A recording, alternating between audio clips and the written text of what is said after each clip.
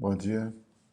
Nós vamos então dar continuidade ao estudo comentado do livro Libertação, que foi editado por André Luiz e recebido por Francisco Cândido Xavier, sob a supervisão de Emmanuel. Nós estamos no capítulo 16, cujo título é Encantamento Pernicioso.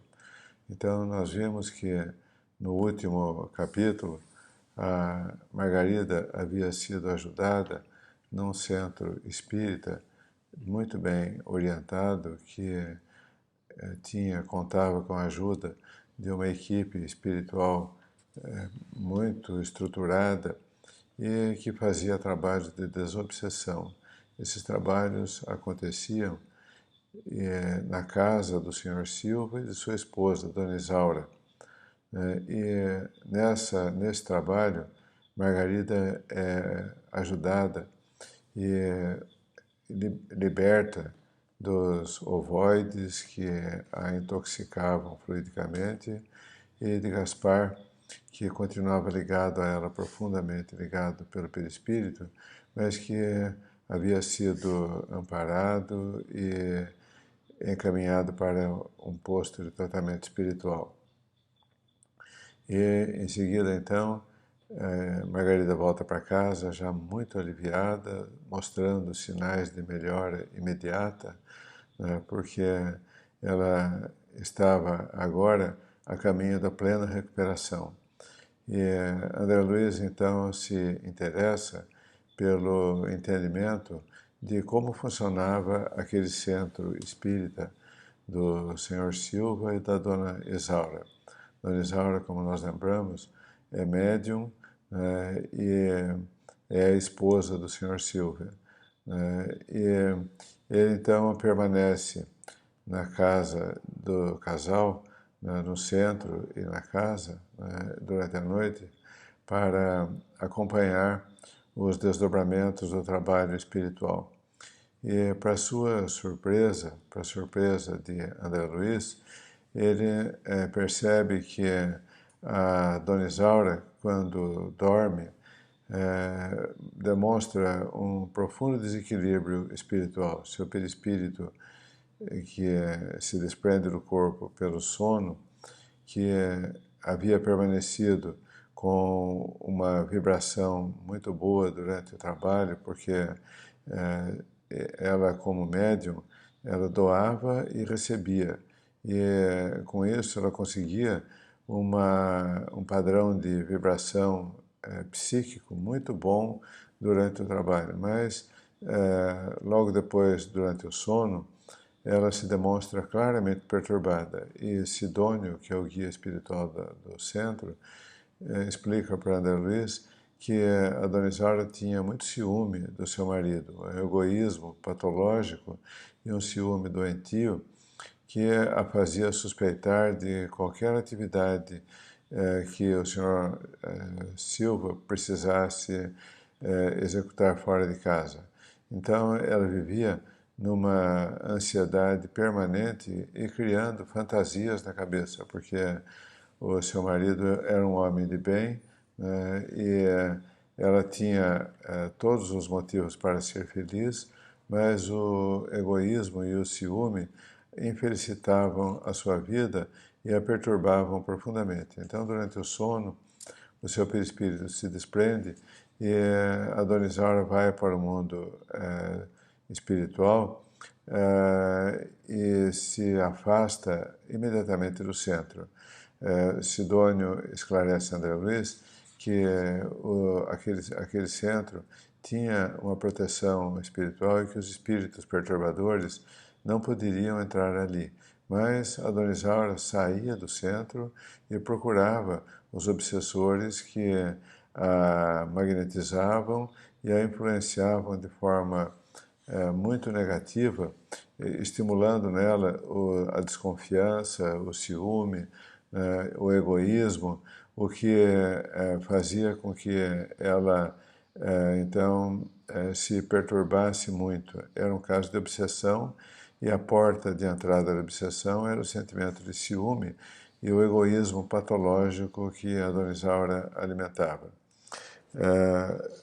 Sidônio esclarece a André Luiz que enquanto a criatura não tem, enquanto a pessoa não tem aqui na Terra nenhum propósito de elevação, ela não chama atenção e a sua existência não é alvo de ataque deliberado das sombras, a não ser que ela tenha inimigos, como geralmente é por aí que acontecem as obsessões, inimigos de outras encarnações, mas que a pessoa que tem algum ideal superior e que se movimenta no sentido de trabalhar efetivamente, de ajudar o próximo, de se aprimorar espiritualmente, ela já desperta a atenção daqueles espíritos que são sofredores, infelizes, né, e que não se conformam com o progresso alheio, como disse Dônia. Então, há também no plano espiritual essa postura que aqui na Terra nós vemos com frequência, né, de ataque gratuito e com a intenção de destruir qualquer boa obra que seja iniciada. Mas nós sabemos que a defesa das boas obras depende de nós mesmos. Se nós participamos de uma obra boa e se nós nos mantemos dentro dos preceitos de humildade, de simplicidade, né, e de trabalho constante, se nós tentamos superar o egocentrismo, tentamos deixar de lado o individualismo excessivo, né, o estrelismo, que perturba profundamente as instituições, nós conseguiremos atravessar essas perturbações sem maiores consequências. Mas, muitas vezes, infelizmente, nós nos deixamos contaminar por essas paixões negativas, que são a vaidade, o egocentrismo, né? E com isso nós perturbamos a nós mesmos e perturbamos também as instituições às quais nós nos ligamos. Então, se hoje nós temos qualquer iniciativa nesse sentido,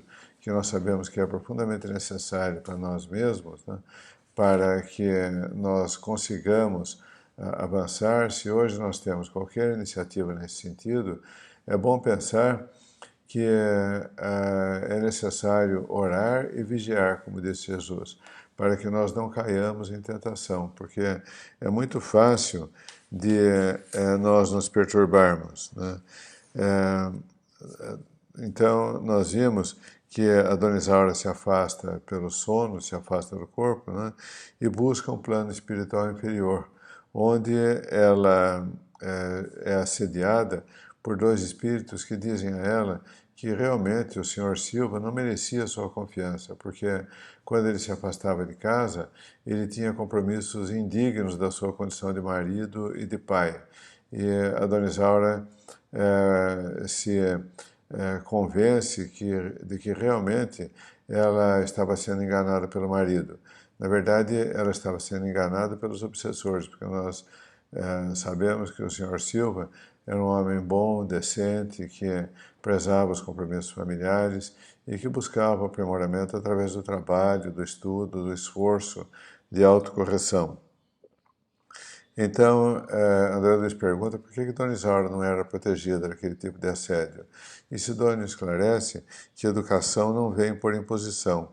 Cada espírito deverá a si mesmo a ascensão sublime ou a queda deplorável.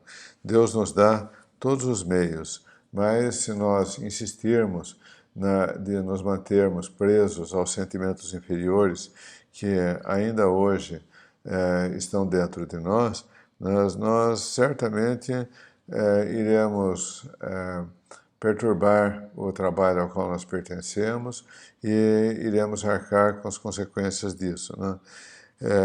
Além disso, os espíritos perguntavam, insinuavam para Dona Isaura que a sua mediunidade, na verdade, deveria ser uma forma de mistificação inconsciente, que não existia a possibilidade de intercâmbio com o plano espiritual.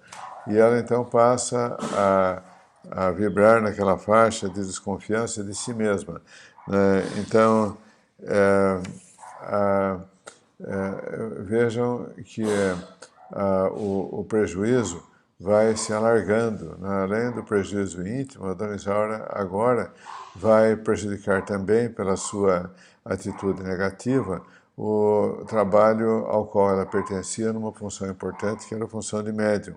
Nós vimos que Gaspar, para despertar da letargia, do alinhamento, do embotamento em que se encontrava, fixado apenas em fazer o mal, precisou do amparo da médium Dona Isaura para receber as energias materializadas dos encarnados através de Dona Isaura, né, e despertar para a retomada da sua caminhada de aprendizado. Então, a função de Dona Isaura como médium era muito importante, mas os espíritos que trabalhavam contra essa tarefa mediúnica queriam, então, desacreditá-la perante si mesmo, que ela desconfiasse da sua mediunidade e, com isso, fragilizasse o seu trabalho de médium.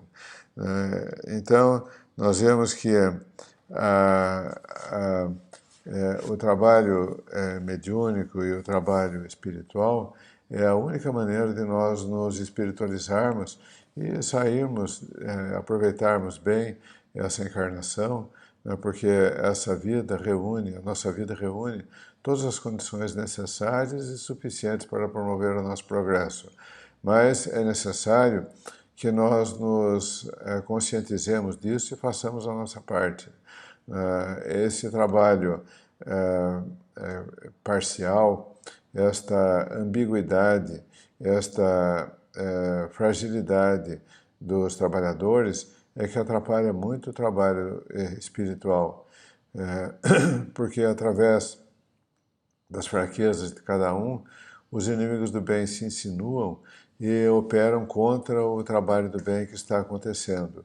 É necessário, então, lembrar sempre aquilo que Jesus fala: orai e vigiai para não cair em tentação. A tentação é sempre aquele sentimento negativo que nós ainda temos dentro de nós e que volta com frequência, é recorrente, né? Ele volta porque ele já foi alimentado por séculos por nós mesmos e agora, embora nós desejemos superá-lo, ele ainda está vivo e ainda representa um risco para nós, um risco de queda, um risco de retorno às condições primitivas, né, em que nós sofremos bastante e que hoje nós desejamos superar e temos a certeza de que somente assim é que nós conseguiremos alcançar a felicidade.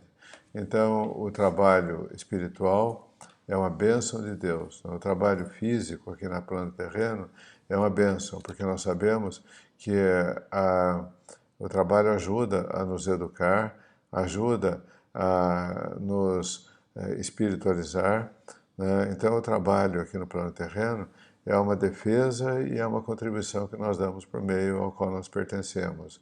E o trabalho no plano espiritual é uma necessidade para que nós desenvolvamos as nossas potencialidades espirituais. Sem trabalho não há progresso.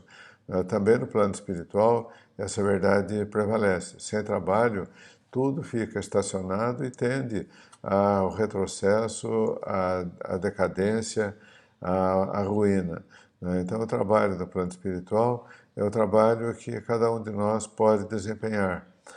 Uns trabalham no plano de apoio, de assistência, né, através dos passes, das vibrações, das orações. Outros têm função mediúnica ostensiva, né, e outros têm função na divulgação dos conceitos doutrinários, né? Então, essa função é uma função de intermediário, porque o conhecimento não nos pertence, nós conseguimos o conhecimento através do estudo e através da orientação dos bons espíritos, né? E cabe a nós agirmos como intermediários para que esse conhecimento seja difundido e que ele possa ser aproveitado por outras pessoas, né? Mas, acima de tudo, esse conhecimento deve reverter em benefício para nós mesmos, porque pregar e falar sobre elevação psíquica e agir conforme os nossos impulsos primitivos é uma contradição que atrapalha a nossa caminhada evolutiva. Que Jesus nos ajude para que nós consigamos manter os nossos propósitos e cumprir os nossos objetivos de vida, de trabalho e de aprimoramento espiritual. Muito obrigado, bom dia a todos.